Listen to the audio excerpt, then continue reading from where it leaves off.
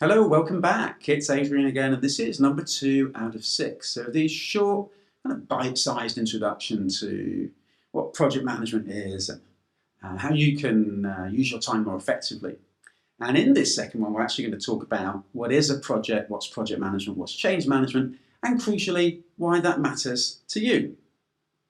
So a really neat way of thinking about this is you probably do some kind of commute every day, even if it is just down to the shops. Many of us work from home now, but you know where you're going. You don't need to think about it. You can wake up half asleep, you can get on the tube, you can go where you need to go because it's familiar with you, right? Now, let's imagine sending you to a new office, in a new city, in a new country. Now, you wouldn't just get up and go, right? You'd figure out, where's it I'm going? And you'd pull up maps and you'd figure out transportation routes, right? So you'd put a bit of planning into it. Well, that's project management. If you think about it from your day job point of view, if I ask you to complete a report and it's really similar to the kind of work that you do all the time, you just probably crack on and do it. You might send me an email and say, hey, is this what you want? And that's contracting and that's great. But if I ask you to do a piece of work that's kind of similar to something you've done before, then you might come back and you might clarify, and that's project management. If I ask you to do something that's really quite a long way away from what you're comfortable with, but I label it as development, then you might spend a bit more time looking at what does success look like and what do I need to do, and you'd be planning, right? And project management really is a response to the novelty and the complexity that projects present. Another way of looking at a project is that it's a massive inconvenience. It's a use of scant and scarce resources.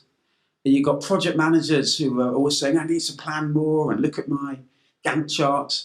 And it can be seen as business prevention. And yet, for most organizations now, we need to be evolving and we need to change. If you think about where projects come from, they're generally there because an organization needs to survive. It wants to succeed. It wants to launch new products. It wants to be profitable.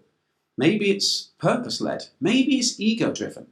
But if you want to move from point 1 to point 2, then you need to have a structured approach to it.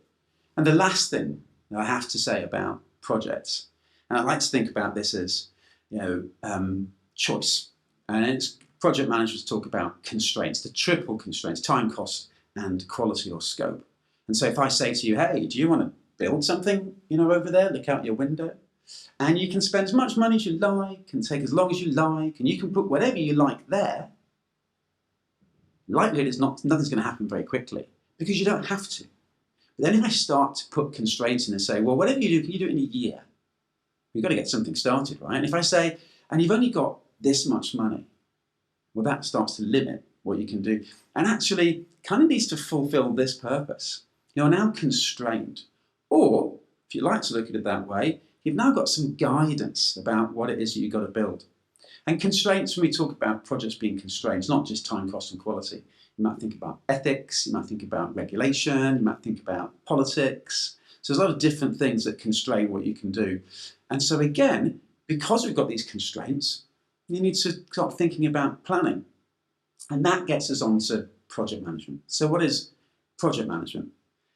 Project management is a response to that risk that's created by novelty and complexity and ambiguity.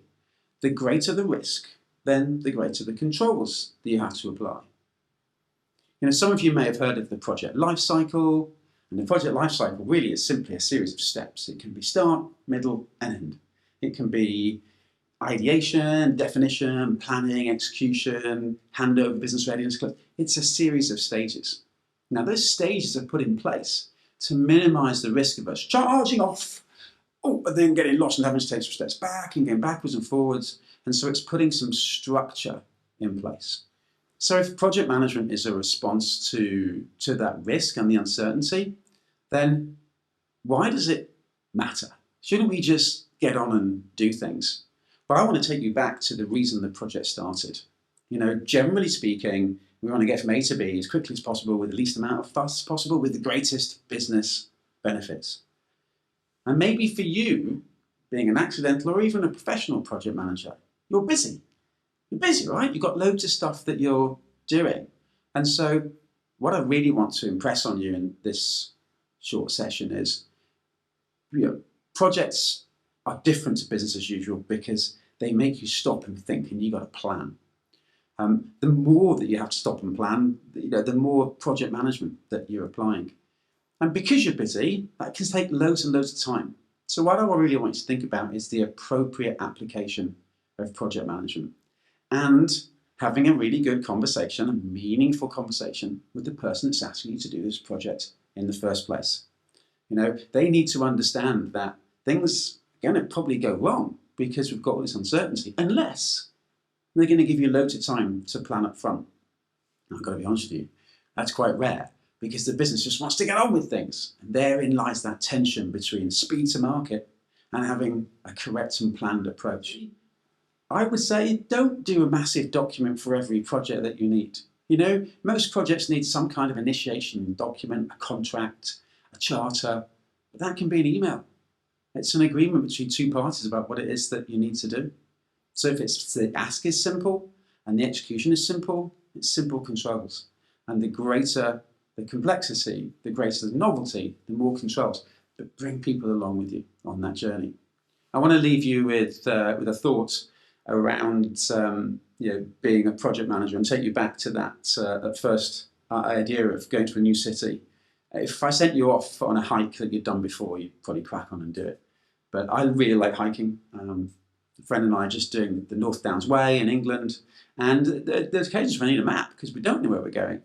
So if you're embarking on a project and there are elements of uncertainty, it is a journey.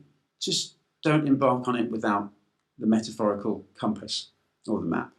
Well, I hope you enjoyed that episode of The Accidental Project Manager. If you want to know anything more about the topics that we've discussed, if you want to have a look at the book, if you want to book a workshop, coaching, or just get in touch, then check out tcqprojects.co.uk or find me on LinkedIn.